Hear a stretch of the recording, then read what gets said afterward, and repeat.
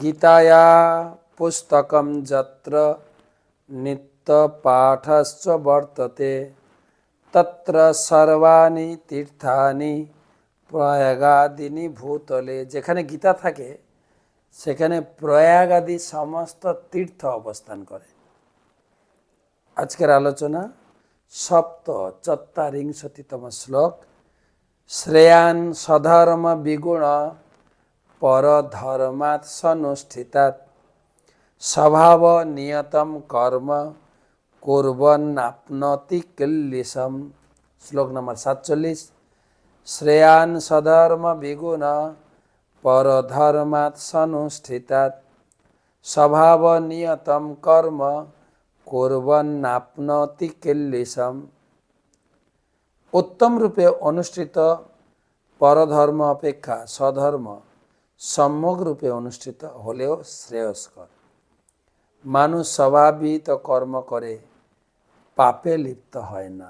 এই শ্লোকটি ভগবান দুবার বললেন, কিন্তু তৃতীয় অধ্যায় একবার বলেছেন। তৃতীয় অধ্যায় 35 নম্বর দেখেন, 3-35। শ্রেয়ান স্বধর্ম বিগুণ পরধর্মা সনুষ্ঠিতাৎ। একই কথা, উপরের লাইনটা একই। স্বধর্মে নিধর্ম শ্রেয় পরধর্ম ভয়াবহ। ভগবান বলছেন নিজের ধর্মে যুক্ত থাক। তো 3-35 আলোচনা করার সময় যে কথা বলেছি ওই কথাই বলছি। এখানে মুসলিম ধর্ম, খ্রিস্টান ধর্ম বা ইহুদি ধর্ম, হিন্দু ধর্মের কথা বলা হচ্ছে না। এখানে বর্ণাশ্রম, যে যে ধর্মে আছে। ধরো আমি সন্ন্যাসী, সন্ন্যাসীর কাজ করতে হবে। ক্ষত্রিয় তুমি, অর্জুন তুমি ক্ষত্রিয়, তুমি শূদ্রের কাজ ভিক্ষা করবে কি করে? তুমি ক্ষত্রিয়ের কর্মে যুক্ত থাকো। ক্ষত্রিয় কর্ম যদি ভালোভাবে নাও হয়, সম্যক রূপে স্বভাব নিয়তম কর, সম্যকভাবে হলেও নিজের ধর্মটা ভালো। পরধর্মকে অনুকরণ করতে যেও না, ওটা কিন্তু ভয়াবহ হয়ে যাবে।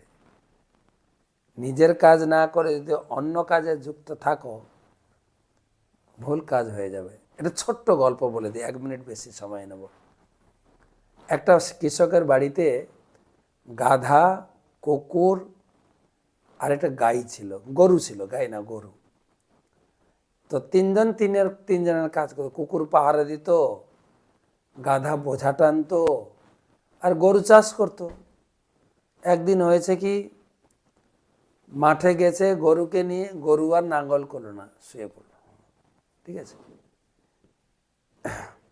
ওরা দেখছে যে কৃষক আমাদের উপরে খুব জোর জুলুম করে, অত্যাচার করে।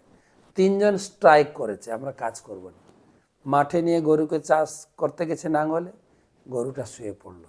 অনেক পিটাপিটি করে কাজ হলো না। কিন্তু তারপরে গাধার উপরে বোঝা চাপিয়ে বাজারে গেল, গাধাটাও বোঝা নিয়ে যাওয়ার পর তো শুয়ে পড়ল। তারপরে কিছু কাজবাজ হলো না সারাদিন, তিনি রাত্রে শুয়েছেন। তখন চোর ঢুকেছে রাজ্যে। তখন চোর ঢুকেছে, তখন কুকুর বলছে তুই চিৎকার কর, নাহলে চোর চুরি করে নিয়ে পারে, আমরা খাবো। বলছে না, আমরা স্ট্রাইক করেছি। গরু এবং গাধা বলছে চিৎকার কর, তো ও চিৎকার করছে না। সব চুরি হলে তো আমরাই খেতে পাবো না। তখন গাধাটা চিৎকার করেছে, আর তখন কৃষক উঠে আচ্ছা করে পিটিয়েছে। দিনের বেলা কাজ করনি আর এখন ঘুমের ডিস্টার্ব। দেখেন, কুকুর চিৎকার করলে কিন্তু কৃষক রাখতো না, কেন? চোর সামলানোর কাজ ওর, কিন্তু কাজ করলো গাধা, চিৎকার, কুকুরের কাজটা পিটনি খেলো। তাই নিজের কাজে যুক্ত থাকুন। ভগবান বলেন সেই কাজ যদি সম্যক রূপে ভালোভাবে সম্পন্ন না হলেও সেই কাজে যুক্ত